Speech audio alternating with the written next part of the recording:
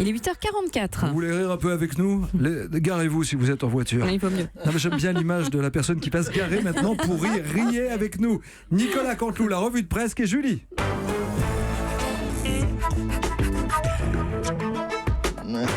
C'est presque de l'info, c'est la revue de presse de Nicolas Canteloup.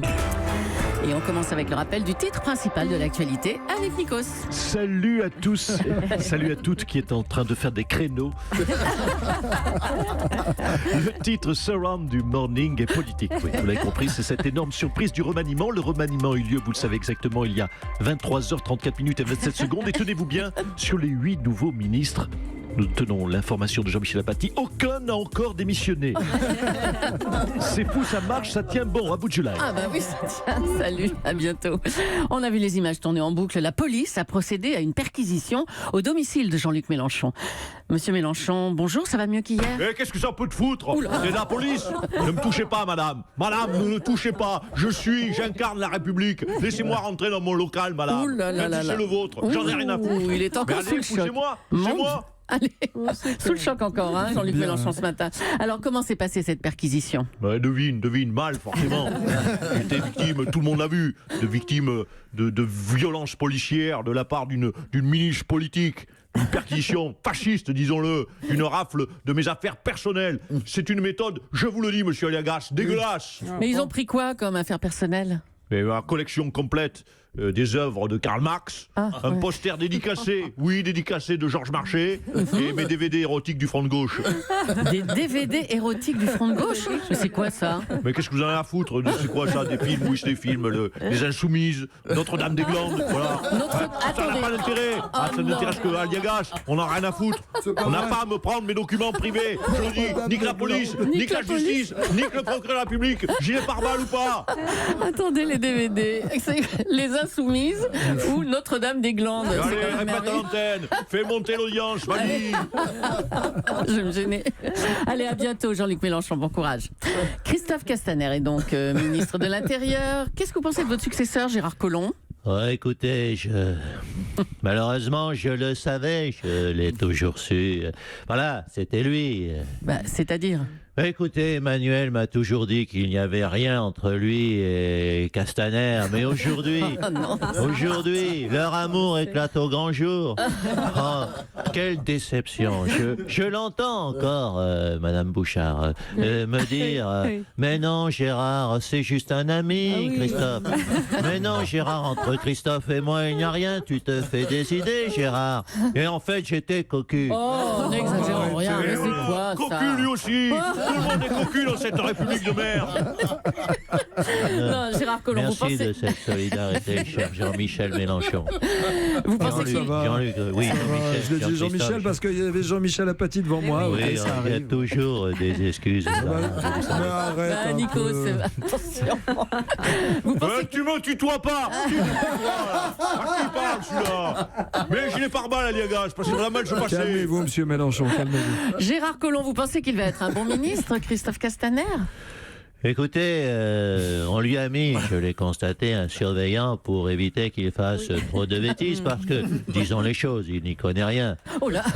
Moi, je ne saurais pas vous dire si c'est rassurant ou pas. En tout cas, si un jour il y a des problèmes de sécurité à Lyon, je le dis à Christophe Castaner, qu'il ne se dérange pas, on se débrouillera tout seul. Écoutez, bon retour chez vous à Lyon, en tout cas. Hein. Bonjour Jean-Michel Apathy. Tiens, un petit mot sur l'allocution du chef de l'État hier soir. Vous savez quoi? Il nous fait une dépression.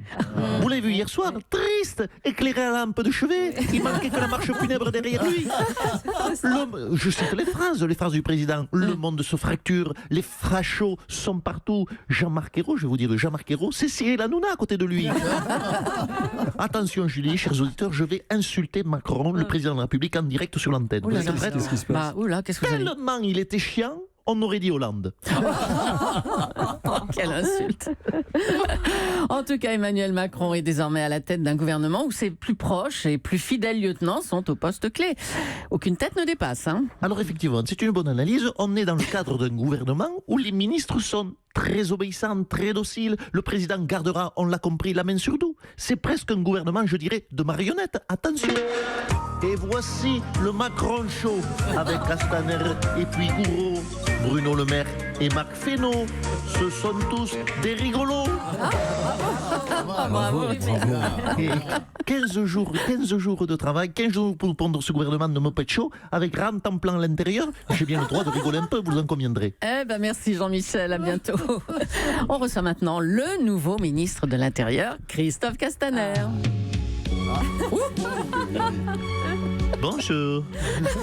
Je suis le nouveau ministre de l'Intérieur. Police, les mains sur le capot, s'il vous plaît. Contrôle d'identité. Non, vous l'avez compris, je suis présidente, mais je suis ministre de l'Intérieur, le nouveau ministre de l'Intérieur, et c'était mon rêve d'enfant. Eh ben on vous écoute, Christophe Castaner, allez-y.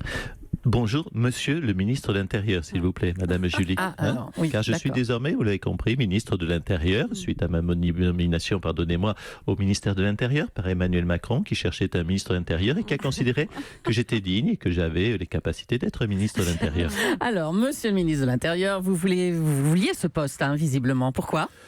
Écoutez, j'ai toujours eu beaucoup d'admiration pour les policiers, que ce soit Navarro, Starsky et Hutch ou même l'inspecteur Gadget. Et je voulais à mon tour embrasser la fonction. Vous avez promis une action rapide et sans relâche. Et vous vous êtes rendu directement au Lila, hein, où un crime avait eu lieu. C'est exact, madame Julie. Je suis désormais, vous l'avez compris, le premier flic de France. Oui. Je suis le commissaire divisionnaire Castaner.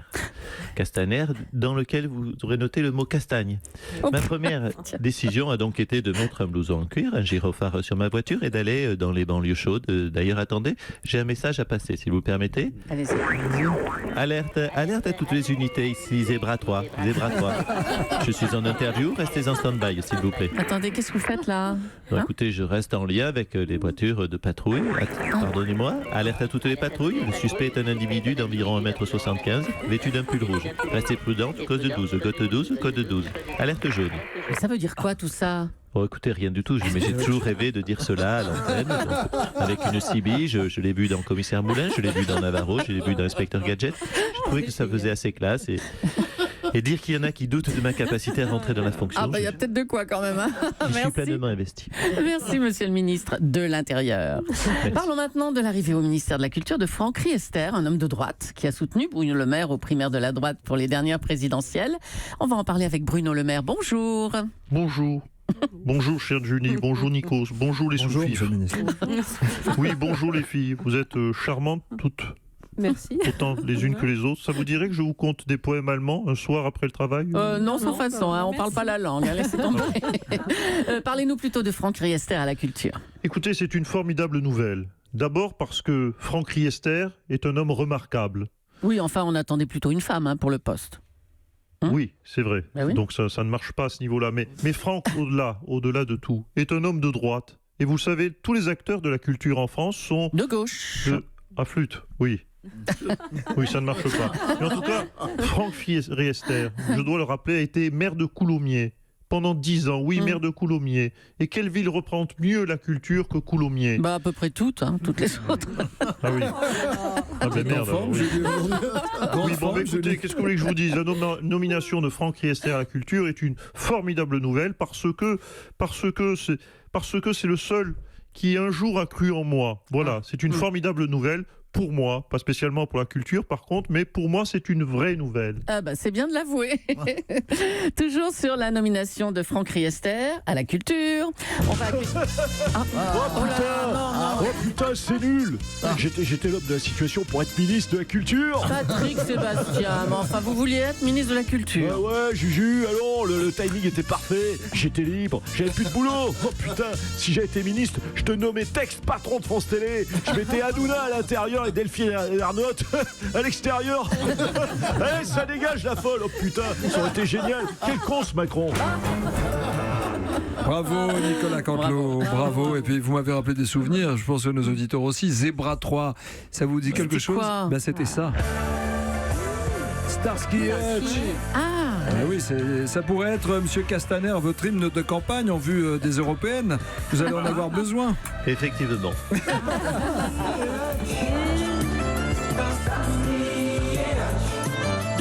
Pas mal de tweets et pas mal de réactions après Nicolas Canteloup. Delphine Jory qui nous dit, tiens, il le chante.